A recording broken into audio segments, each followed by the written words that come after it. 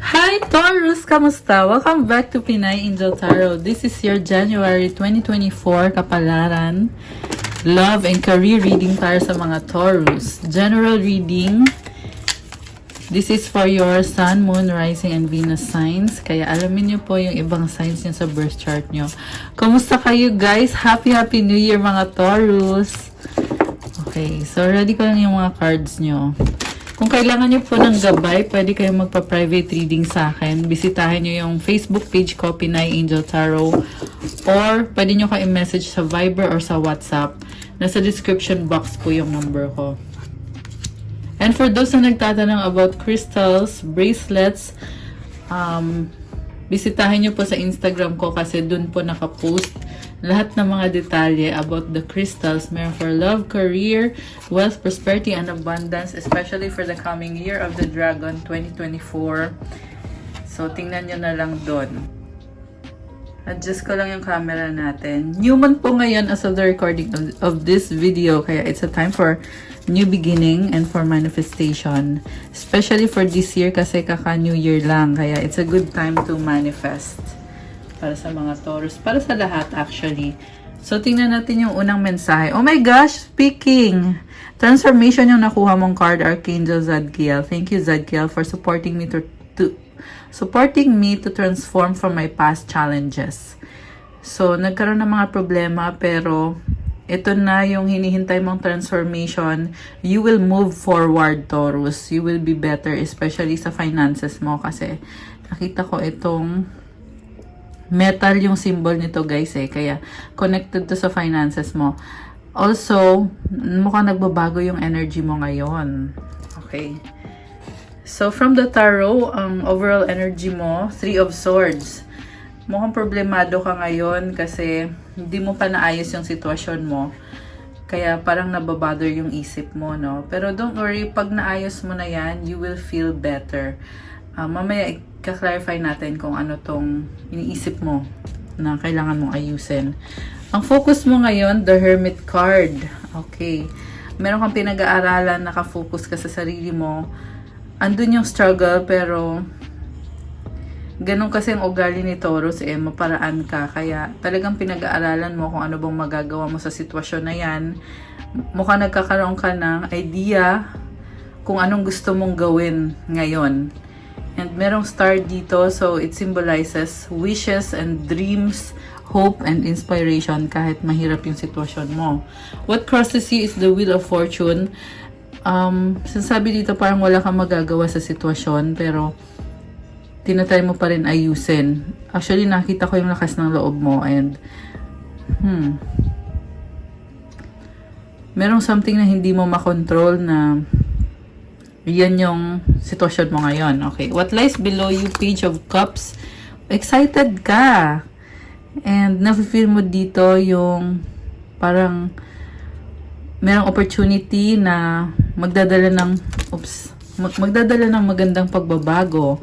What lies above is the 7 of Wands. Parang feeling mo ang daming kumukontra sa'yo and kailangan mo din depensahan yung sarili mo. Nasa defensive mode ka ngayon. Parang I feel like ayaw mo makipag-usap or ayaw mo magpakita. Okay. Mamaya, tingnan natin kung bakit. Sa recent past, the Emperor. Okay, nagalit ka, uminit ang ulo mo. Kita mo pulang-pula yung mukha ni Emperor dito.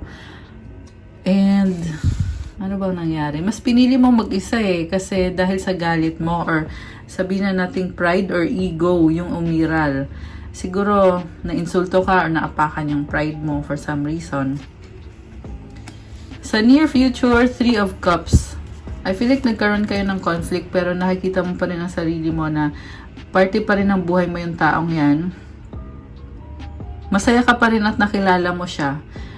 Tinuturing mo siyang kaibigan. So, ganun ka importante sa'yo yung taong kadil mo na ito. So, 6 of Wands yung supporting energy mo dito. Ibig sabihin, maraming nakatingin sa'yo ngayon, nasa spotlight ka. And marami ka ding sinusuportahan at tinutulungang mga tao. Kaya sila, sumusuporta din sila sa'yo. Tumutulong din sila sa'yo. Ang person mo naman, oh my gosh, the White Numen. So, yung person mo ngayon, talagang nakikita ko dito, gumaganda yung energy niya. Meron siyang inaayos din sa sarili niya eh. And palaban din tong taong to. By the way, new moon po tayo ngayon as of the recording of this video. Actually, kahapon kaka-new moon lang, kagabi. So, syempre, hanggang ngayon, feel pa rin natin yung energies na yan. And ang dala ng new moon is new beginning. Yun. And nakita ko dito sa person na to, connected siya sa cycles ng moon eh. Kita mo merong moon phase dito. So merong waxing moon, tapos naging new moon. Waxing moon, full moon, or baliktad. Anyway, the point is, connected siya sa cycles ng moon. Yung mood niya na apektuhan ng, yun na nga, energy nga ng moon. Very emotional. Nakita ko na ilalaban niya talaga kung ano yung pangarap niya. Mutual energy is the Hanged Man. Parang pinag-aaralan mo yung sitwasyon kasi pinili mo yung sarili mo eh. Pero ngayon tinitingnan mo, tama ba yung ginawa ko? Ganon yung iniisip mo ngayon. Wala ka pang action pero nag-iisip-isip ka. The outcome is the Moon. So, this is about confusion and may mga bagay na hindi pa clear sa'yo. So, siguro may feeling ka ngayon na parang hindi mo din alam kung ano na ba yung nangyayari. Pero, nakafocus ka lang sa priority. Kasi Hermit card yung focus mo eh. Okay, so mag-clarify tayo guys. Bakit 3 of Swords yung overall energy?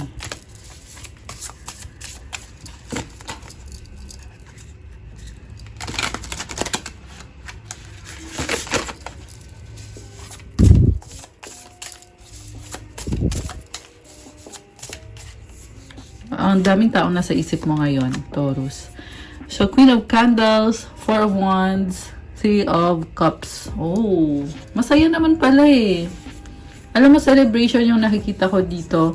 May nakita din akong commitment, guys. Yung iba parang balak nyo nang magpakasal or mag-asawa. And maraming humahanga sa'yo sa kung ano yung naabot mo ngayon sa buhay mo. Kung ano yung mga achievements mo, yung goals mo. Yung iba guys, magpapakasal na, no? Nakikita ko talaga dito eh. Masaya, nagsiselebrate. And there is balance and stability. Ayan, kita mo yung 4 na candles. Parang 11-11, di ba? Ito rin, oh, may 11-11 ka dito. Dito din. Nakakatawa. Okay, very positive naman pala. Pero, meron ka pang kailangan ayusin eh. And, yan yung hindi maalis sa isip mo. Pero sa totoo lang, okay ka naman eh. Okay. So, bakit naman gusto mong mag-isa? Gusto mong mapag-isa? Bakit? Tingnan natin. King of Keys.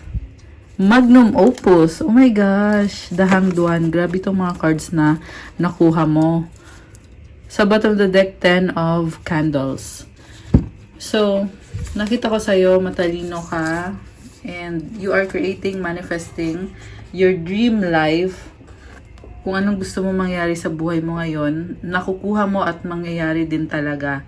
Kasi, you create your own energy. And then, lumabas ulit dito yung The Hanged One. So, meron kang realization na kakaiba. Parang tinitingnan mo sa ibang angulo yung sitwasyon eh. And nakikita mo dito kung paano ba dapat, ano ba yung dapat mong gawin. Natututo ka ngayon. So, lumalakas yung intuition mo. Kita mo merong eye. Ayan. And nagbubukas yung intuition mo. Grabe to. Alam mo, may nakita akong malaking achievement para sa'yo. So, congrats in advance.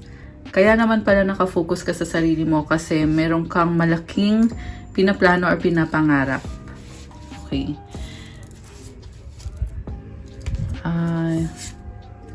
Okay, 7 of Keys. Ito, sumilip tong card na to. And then yung kaninang 10 of Candles. So, hindi rin naman madali. Sa totoo lang, kahit maganda yung paparating sa'yo pero meron kang pagdadaanan na struggles kasi nga kailangan mong ayusin to eh. Four of Keys. The Moon. So, nakita ko ngayon dito, gusto mong mag-isa, gusto mong, hindi naman sa tatalikuran mo yung problema, pero kailangan mo lang talaga ng lakas. So, advice ko din sa'yo na i-enjoy mo yung time mong mag-self-care ka, self-love, gawin mo kung anong gusto mong gawin na hindi mo kailangan ipaalam sa mga tao sa paligid mo or hindi mo kailangan sabihin sa mundo yung mga gusto mong gawin. Mukhang kailangan mo ngayon ng self-love at self-care. So, merong card na gustong lumabas. Oh, ito na naman, Four of Keys. Pinapahinga mo kasi yung isip mo eh. Ayaw mong namamblema ka. Kaya, kanina merong Seven of Swords din, di ba? Or Seven of Keys. Ibig sabihin naman nun is, ayaw mo kasi yung pinapagalitan ka or yung parang kinokontrol ka. Ayaw mo ng ganun eh. Sabi nga nila, di ba, yung Taurus matigas daw ang ulo. Kaya, wala din pupuntahan kung merong mag-try na kontrolin ka kasi gagawin mo pa rin naman kung ano sa tingin mo ay tama. Okay. So, tingnan natin yung energy ng person mo. Bakit white no man? Mukhang, alam mo, mukhang palaban tong person na ka-deal mo. Maswerte ka sa kanya kung magpapakasal na kayo kasi kanina minasagap tayo na gusto magpakasal. Swerte ka sa taong to. Okay. Four of Pentacles, Nine of Wands, Four of Cups. Alam mo, nakita ko dito, ang dami din pala niyang frustration sa buhay kaya nag-iingat siya sa connection nyo or sa relasyon nyo. Kasi, siguro natatakot na mag-risk. Natatakot siya. Okay, the Sun sa bottom of the deck. Meron siyang clarity ngayon, the Hermit. Okay, pareho kayo, gusto din niyang mag-focus sa sarili niya. Alam mo, ang laking realization nito, grabe. Ayan, the Sun and the Hermit. Tingnan mo yung cards. Merong bilog, ito din, Ang laking plano nito, nakakatuwa. And sa nakikita ko, supported kayo by the universe. I love it. Very positive. So, itong person mo, alam mo yung kahit siya nahihirapan din, sa totoo lang, pero lumalaban siya eh. And itong Sun card, this is about a new beginning na aayusin niya yung sarili niya para sa future niyong dalawa. Six of Wands. Mukhang marami ding tao sa paligid niya. Seven of Cups. Oh, ang dami niyang pangarap.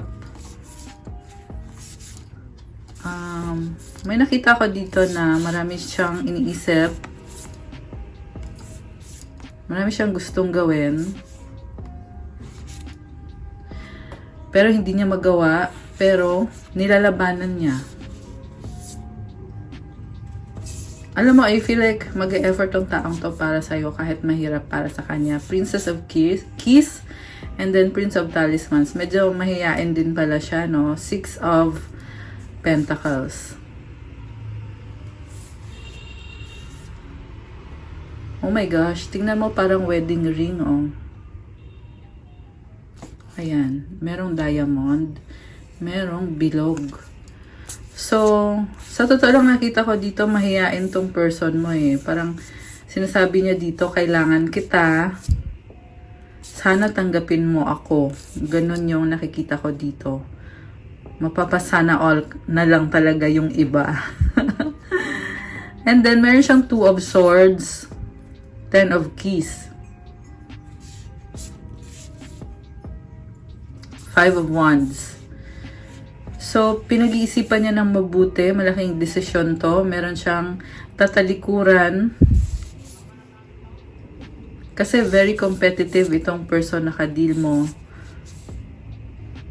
Gusto niya ng family at unconditional ang pagmamahal niya sa'yo. Meron ako nakitang pag-travel. Grabe! Nakakaloka yung reading niyo, Taurus. Haba naman ang hair ni Taurus. Ayan, binaba ko lang yung mga cards. So, tingnan pa natin guys. Swerte ka sa taong to. Alam mo yung feeling na kahit hindi madali sa kanya pero magsasakripisyo siya.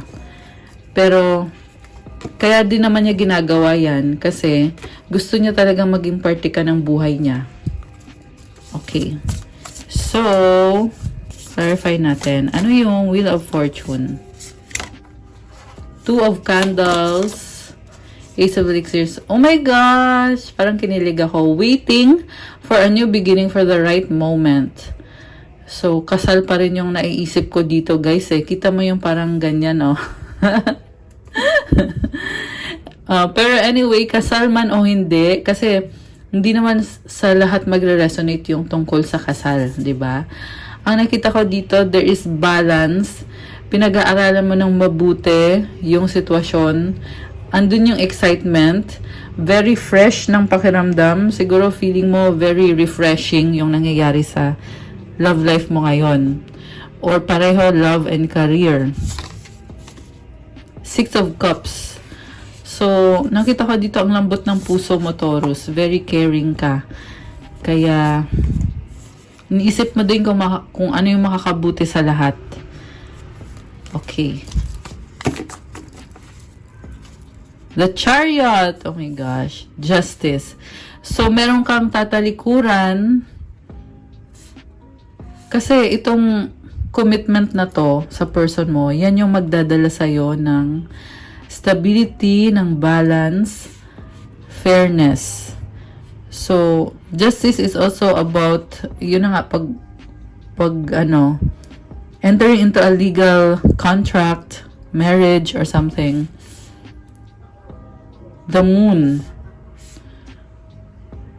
Sarili mo yung iniisip mo kaya mo gagawin yan. Connected ka sa emotions mo. King of Candles. Matagal ka na ding lumalaban. Ang dami mo nang pinagdaanan. Ang dami na. Kaya ngayon sinasabi mo sa sarili mo na ito na, gagawin ko na to para sa akin to. Five of Keys. Meron kang pinoproblema tungkol sa pagbabago. The Tower. Prince of Candles. May nakita ko dito na parang natatakot ka kasi nag-iiba yung isip mo So, kaya mo pinoproblema na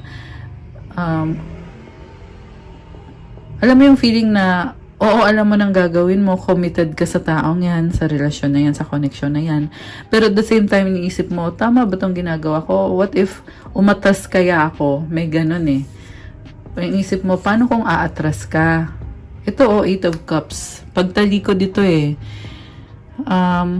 nakita ko dito na kung aatras ka, tatalikuran mo yung emosyon na ininvest mo sa taong yan at sa connection na yan. Fortuna. Oh my gosh. So, may nakita ko dito na gusto mo kasing maging masaya Kaya naiisip mo na aatras ako, ganyan. The Star. Alam mo, sa totoo lang, merong lumabas naman dito na behavior na parang unhealthy behavior. Merong unhealthy habits. Pero tinatry mong labanan yan. At sa dulo, nakita ko dito yung stability and yung happiness. Two of Cups. Siguro kinonsider mo lahat ng posibleng mangyari kaya lumalabas itong mga cards na to. Pero sa dulo, nakikita ko pa rin dito na tanggap mo siya, gusto at mahal mo siya, gusto mo na magkaroon ng bagong simula. Ace of Talismans. Eight of Wands, parang ang feeling mo dito, hindi mo alam anong susunod. Pero go lang. Aayusin mo lahat. You are very strong. The Emperor. The Strength card. Tahimik ka na lang kasi nire-ready mo yung sarili mo. Nine of Keys. Iniisip mo. Princess of Candles. Oh. Alchemy. Ano kaya to? Princess. Kanina merong princess. Saan na yun? Teka, babalikan ko nga. Okay. Nakakatuwa naman ang reading ng mga Taurus. Okay. Prince of Candles kanina. Ngayon, si Princess naman to. Grabe. Iniisip mo yung bagong simula at inaayos mo na. Alchemy. I love this card, guys. Patience. Itong alchemy na card, equivalent to sa temperance card, which symbolizes na talagang gusto mong ayusin, gusto mong mag-adjust, gusto mo kasi mag-workout para sa inyo pareho ng person na yan. Nakakatuwa. Prince of Elixirs. Excited ka sa bagong simula. The Empress, because there will be abundance. Prince of Keys. And curious ka. The Lovers. Oh my gosh. Six of Pentacles.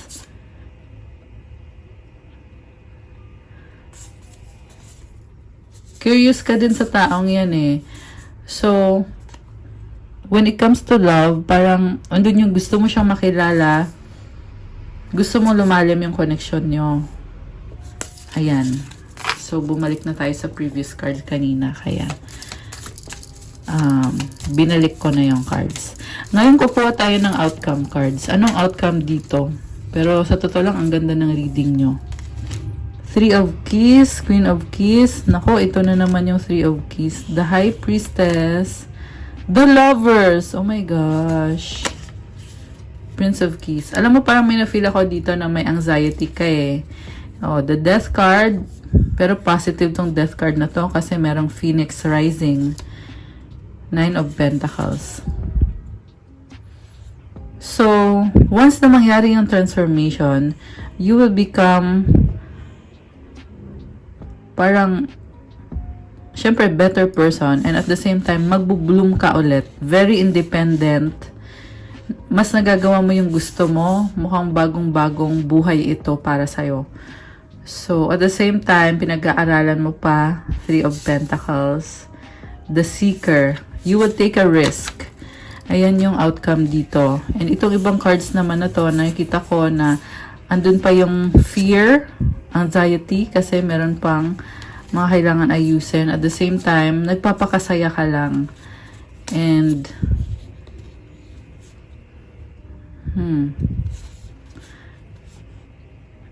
again, andun yung curiosity mo.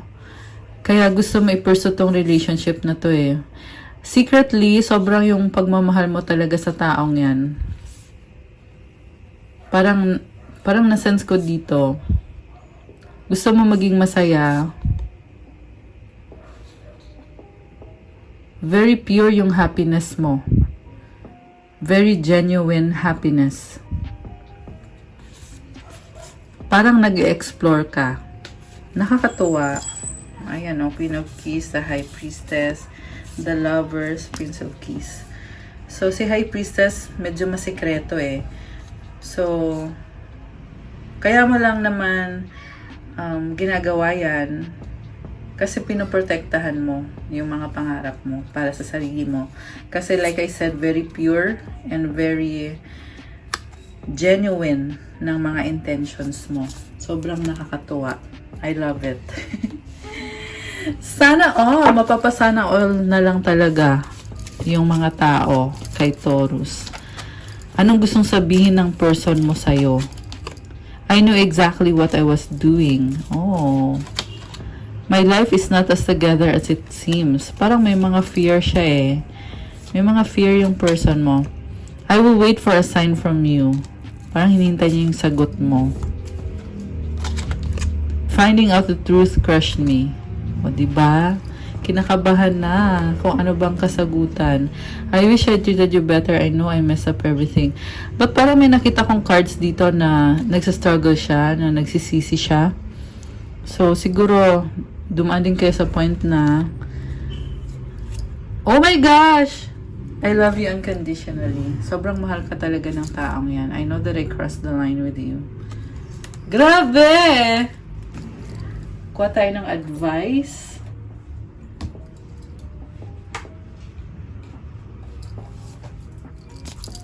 Mensahe galing sa universe for Taurus.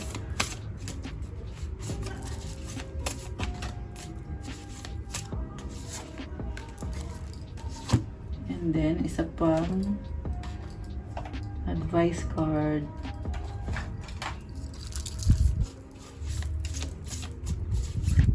Okay. I do whatever it takes to get closer to consciousness. Ang lakas ng intuition mo eh. Kita mo yung owl na kapikit. So, very mysterious. Inayos mo yung buhay mo. Nice. And then, independence. Uy, may butterfly, oh. The more you learn to feed yourself on the inside and care for the inner child, the more freestanding you become. Help me feed and love this inner child, dear Lord. Maging masaya ka sa loob mo kasi pag naging masaya ka, mas nagagawa mo yung mga priorities mo o yung responsibilidad mo. And mas nagiging strong ka lalo. Kaya make sure na mahalin mo yung inner child. Ibigay mo sa sarili mo yung happiness mo. Kasi mas magiging blooming ka pa, Taurus. Ayan, kita mo yung color green. Sa color of abundance, wealth, and prosperity. And ang daming flowers. And transformation yung butterfly. I love it! I'm so happy for you for this reading. Comment, claim, at i-claim nyo na yung magandang energies na yan. Ayan. So, that's all for your January 2024 kapalaran, mga Taurus. Thank you so much for watching. Let me know kung nag-resonate or ilang person nag-resonate yung reading sa'yo. I-like nyo, syempre. And also, follow my Facebook page. Support nyo po yung Facebook ko. At kung kailangan nyo magpa-reading sa akin, dun nyo ko i-message sa Facebook. Pwede din naman sa Viber or sa WhatsApp for faster transaction. Nasa description box po yung contact details at yung link sa other social media accounts ko, sa Facebook, sa Instagram. Meron din sa TikTok kasi minsan nagla-live ako, free reading. Minsan. Baka malay mo maabutan nyo ako.